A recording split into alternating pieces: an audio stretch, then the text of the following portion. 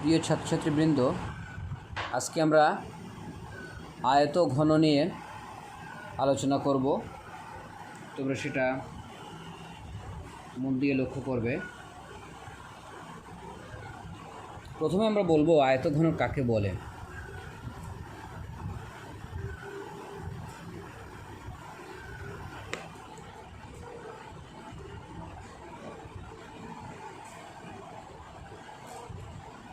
আয়ত ঘন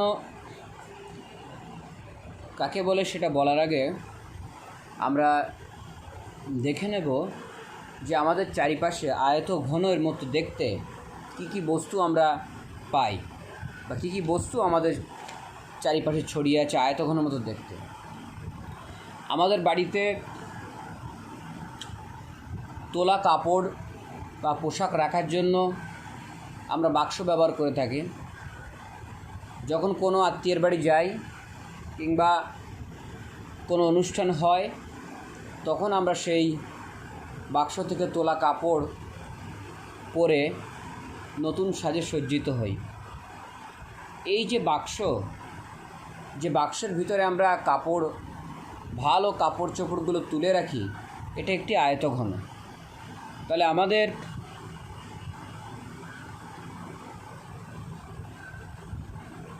বাড়ির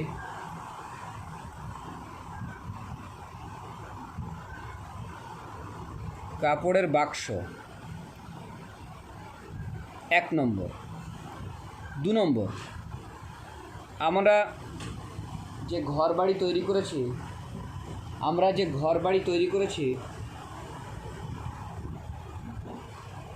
সেই ঘর বাড়ি তৈরি করতে আমাদের ইট লেগেছে,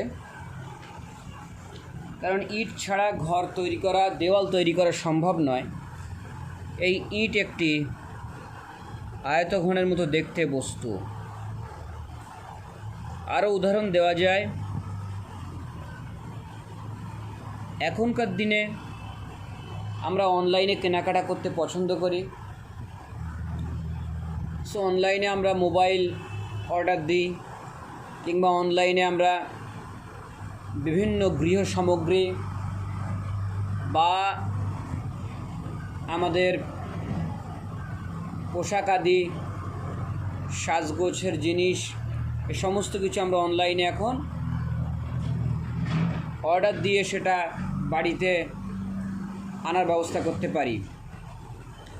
এখন এই জিনিসগুলো যে বাক্সে আসে সেই বাক্সগুলো কিন্তু তোমার ওই আয়তঘনের মতো দেখতে। তোমরা ভালো করে দেখবে যে অনলাইন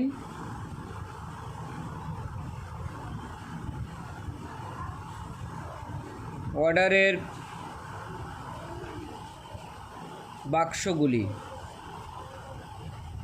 এই সমস্তগুলোই, কাপড়ের বাক্স বলো, ইট বলো বা অনলাইন অর্ডারের বাক্সগুলি, এই সমস্তগুলোই কিন্তু আমার আয়তঘনের উদাহরণ।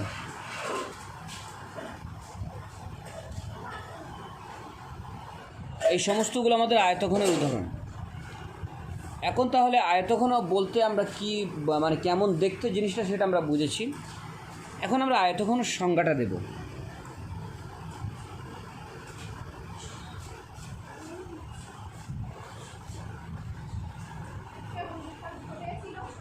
যে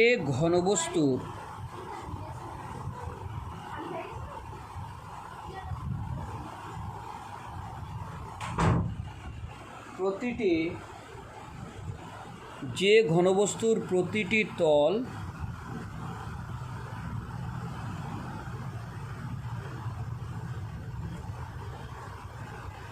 একটি আয়তক্ষেত্র,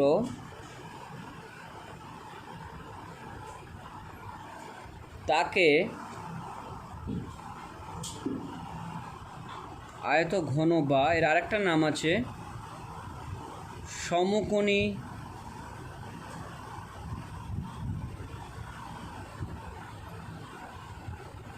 চৌপল বলে।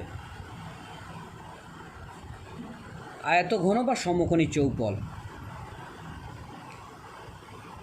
আমি আয়তঘনের মতো দেখতে একটি বস্তু এখানে আঁকার চেষ্টা করছি।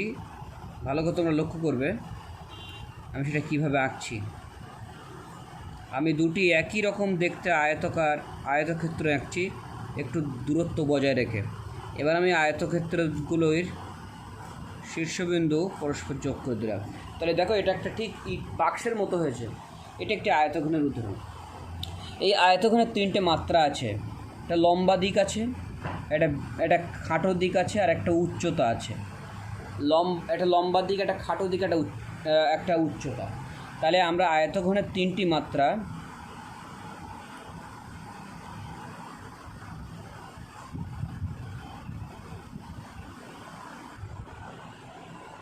দৈর্ঘ্য,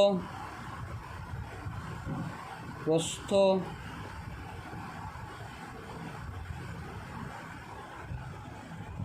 এবং উচ্চতা, দৈর্ঘ্য, প্রস্থ এবং উচ্চতা। আয়তঘনের তিনটি মাত্রা, সেই তিনটি মাত্রা হলো দৈর্ঘ্য, প্রস্থ এবং উচ্চতা। আমাদের এখানে যেহেতু পরিমিতির অঙ্ক, তাহলে এই পরিমিতিতে আমরা আয়তঘনের কিছু জিনিস পরিমাপ করব, যেমন সমগ্রতলের ক্ষেত্রফল, কিংবা তার আয়তন, কিংবা তার কর্ণের দৈর্ঘ্য। মূলত এই তিনটি বিষয় এখানে আলোচনা করা হয়ে থাকে। তো আমরা সেই সূত্রগুলো এক এক করে লিখব। তাহলে প্রথমে আমরা লিখব 1 নম্বর হচ্ছে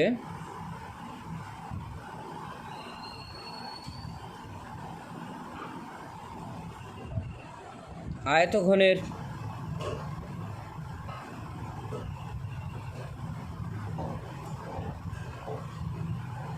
কর্ণের দৈর্ঘ্য। আয়তঘনের কর্ণের দৈর্ঘ্য সমান √, দৈর্ঘ্য স্কোয়ার প্লাস প্রস্থ স্কোয়ার প্লাস উচ্চতা স্কোয়ার। আয়তঘনের কর্ণের দৈর্ঘ্য সমান √, দৈর্ঘ্য স্কোয়ার প্লাস প্রস্থ স্কোয়ার প্লাস উচ্চতা স্কোয়ার। 2 নম্বর হচ্ছে গিয়ে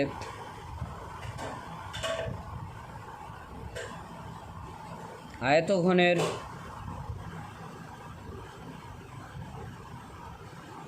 সমগ্র তলের ক্ষেত্রফল। আয়তঘনের সমগ্র তলের ক্ষেত্রফলের সূত্র, একটি বড় সূত্র, আমরা লিখব 2 ইন্টু ব্র্যাকেট দিয়ে দৈর্ঘ্য ইন্টু প্রস্থ, আমি সংক্ষেপে লিখছি বিসর্গ দিয়ে, প্লাস প্রস্থ ইন্টু উচ্চতা প্লাস উচ্চতা ইন্টু দৈর্ঘ্য। এগুলো সব একক দেব। এখানে লিখব একক, এটা লিখব বর্গ একক। 3 নম্বর হলো আয়তঘনের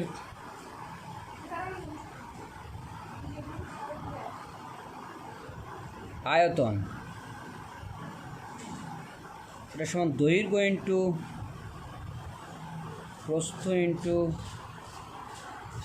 উচ্চতা, দৈর্ঘ্য ইন্টু প্রস্থ ইন্টু উচ্চতা। তাহলে আমরা এই আয়তঘনের তিনটি সূত্র আমরা এখানে পাচ্ছি।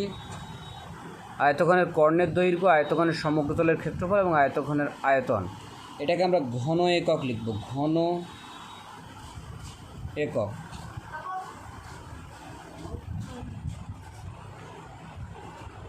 এবারে আমরা চলে যাব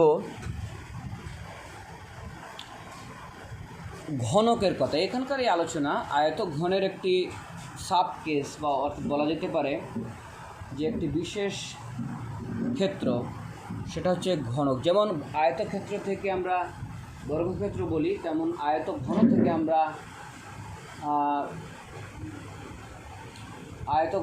আমরা ঘনকের কথা যেতে পারি। খেয়াল করো ঘনক কাকে বলে। ঘনক হচ্ছে একটি বিশেষ ধরনের আয়তঘন। তাহলে একটি আয়তঘনের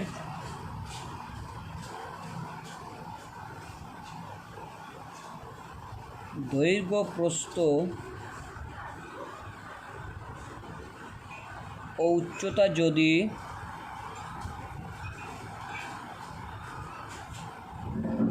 সমান হয়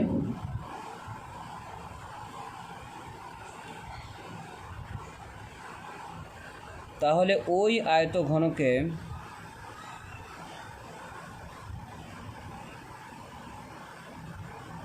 ঘনক বলা হয়। তাহলে ওই আয়তঘনকে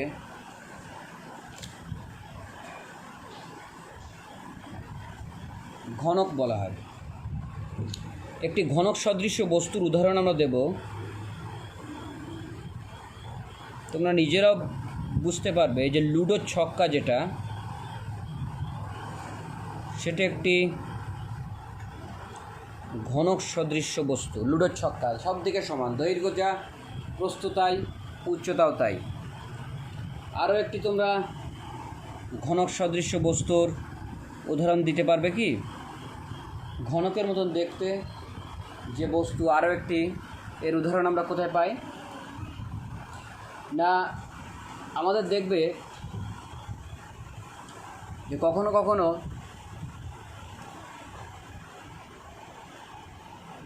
পেপার ওয়েট হিসেবে কাজে লাগানো হয়। যেমন গোল জিনিস, কাঁচের গোল বলকে আমরা পেপার ওয়েট হিসেবে কাজে লাগাই, তেমনি এই ঘনক আকৃতির পেপার ওয়েটও ব্যবহার করা হয়। তাহলে পেপার ওয়েট, ঘনক আকৃতির পেপার ওয়েট, সেটাও একটা উদাহরণ। এখন এই ঘনকের যে সূত্রগুলো, আয়তঘনের দৈর্ঘ্য, কর্ণের দৈর্ঘ্য যেমন পাই, আয়তঘনের সমগ্র তলের ক্ষেত্রফল যেমন পাই, আয়তঘনের আয়তনও তেমন পাই, ঠিক তেমনি ঘনকের ক্ষেত্রেও আমরা এই তিনটি জিনিস আমরা বের করতে পারি। তাহলে 1 নম্বর, ঘনকের কর্ণের দৈর্ঘ্য, সেটা সমান, সূত্র হচ্ছে বাহু গুণ √3 একক। 2 নম্বর হচ্ছে ঘনকের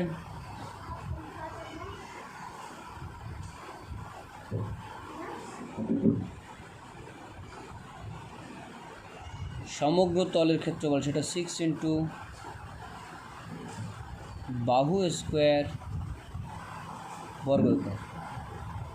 3 নম্বর হচ্ছে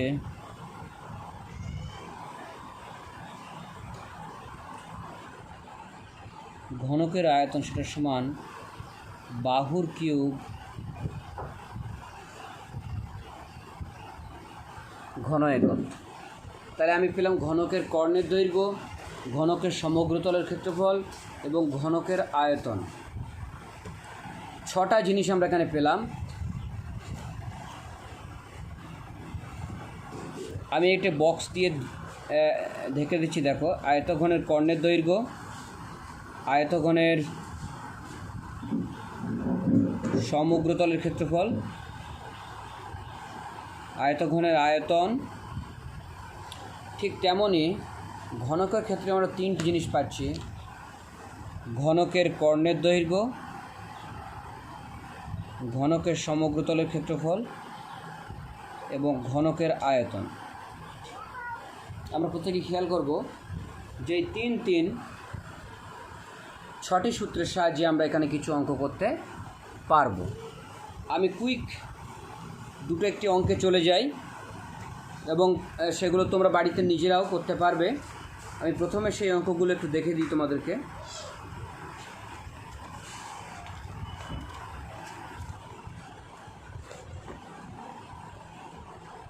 প্রথমে আমরা চলে যাই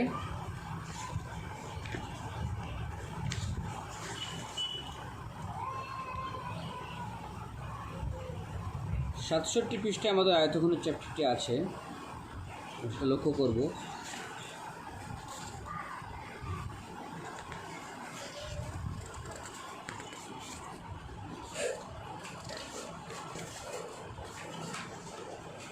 বসে দেখি 4 পৃষ্ঠা নম্বর 74, সেখানে আমরা আয়তঘনের অঙ্কগুলো আছে, প্রত্যেকে খেয়াল করব। সেটা দেখো যে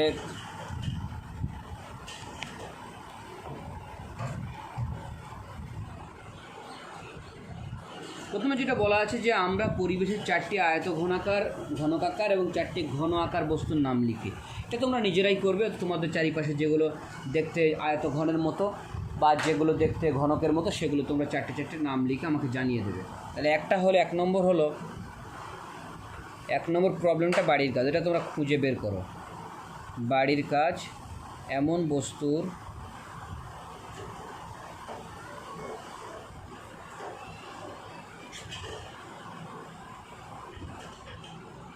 নামগুলি লেখো।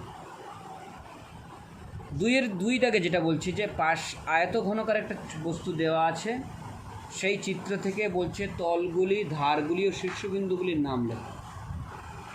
এটাও তোমাদের বাড়ির কাজ। যেগুলো তল, যে শীর্ষবিন্দু সেগুলো তোমরা নাম লিখে আমাকে জানিয়ে দেবে। এবার আমরা চলে আসি 3 দাগের অঙ্ক।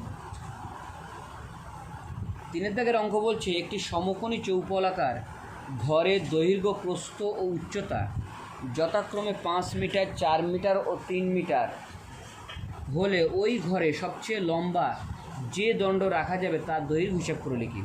আমি একটা ঘরের মতো দেখতেই আগের মতো একটা চিত্র আঁকছি, খেয়াল করো। 2টি আয়তক্ষেত্র মনে রাখবে যে আয়তঘন আঁকতে গেলে 2টি আয়তক্ষেত্র একটু দূরত্ব বরাবর এঁকে নেব। এঁকে নেওয়ার পরে তাদের শীর্ষবিন্দুগুলো আমি যোগ করে দেবো। যোগ করে দিলেই আমরা কিন্তু একটি আয়তঘনাকার বস্তু বা ঘরের মতো দেখতে একটা বস্তু পেয়ে যাব। এখন বলছে যে এর কর্ণের দৈর্ঘ্য। এখন আয়তঘনের কর্ণ বলতে আমরা কী বুঝি? আমাদের যে ঘরে আমরা বসে আছি, প্রত্যেকে যে যার ঘরে বসে আছে সেই ঘরের দিকে লক্ষ্য করব।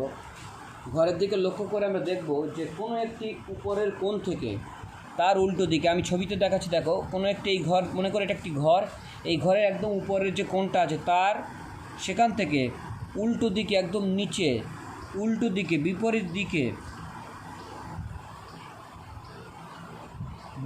দিকে একদম যে উল্টো দিকে যে কোণটি আছে সেটা যোগ করলে যে রেখাটা পাই তাকে আমরা একটি কর্ণ বলতে পারি। এরকম কর্ণ আমরা কটা পেতে পারি? 4টে পেতে পারি। যেমন আমি এক ছবিতে দেখাচ্ছি, দেখো এখান থেকে এই যে এদিকের শীর্ষবিন্দু থেকে নিচের শীর্ষবিন্দু উল্টো দিকে যেটা, সেটা আবার যোগ করলে 2টো হয়। তাহলে এই দিকের জন্য 2টো পাচ্ছি। ঘরের দিকে তাকিয়ে দেখব যে আরও বিপরীত 2টি কোণ আছে, সেই কোণের জন্য আরও 2টি পাবো। তাহলে মোট আমরা 4টি কর্ণ পাবো। 2টি কর্ণ এই বরাবর,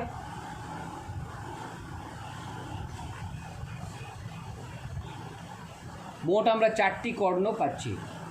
এখন প্রত্যেকটি কর্ণের দৈর্ঘ্যই কিন্তু এখানে আমার সমান, প্রত্যেকটি কর্ণের দৈর্ঘ্য সমান, এবং আমরা কর্ণের দৈর্ঘ্যের সূত্র পেয়েছি, সেই সূত্র অনুসারে কাজে লাগাবো। তাহলে এখানে আমরা আয়তঘনের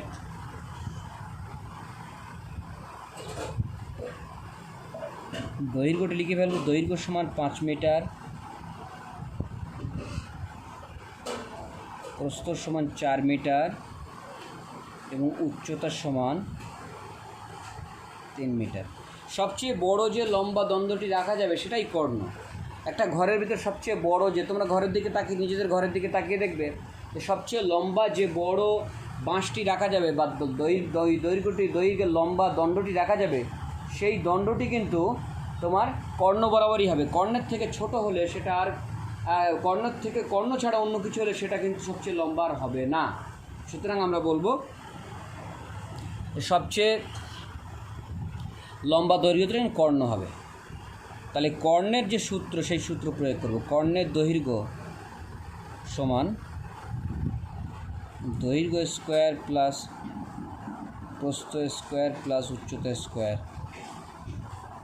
একক, এবং সেটা সমান হবে আমাদের √5 square plus 4 square plus 3 square একক।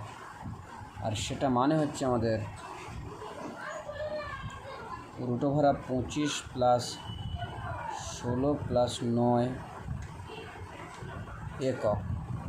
আর সেটা মানে হচ্ছে √50, এখানে একক বলবো না, সরি, এখানে মিটার বলবো, যেহেতু এককটা মিটার বলেছে, এখানে সবগুলো আমরা মিটার লিখব।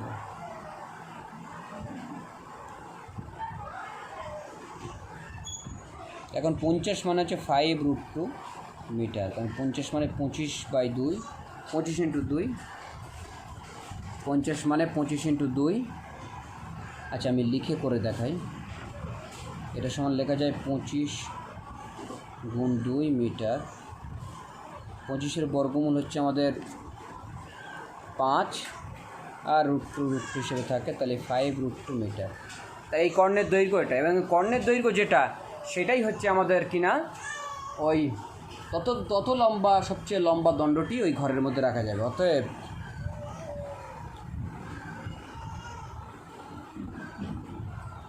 সবচেয়ে লম্বা যে দণ্ডটি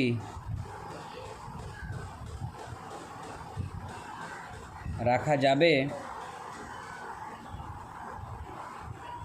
তার দৈর্ঘ্য হবে 5√2 মিটার। তোমাদের বাড়ির কাজ হিসেবে নিয়ে নাও।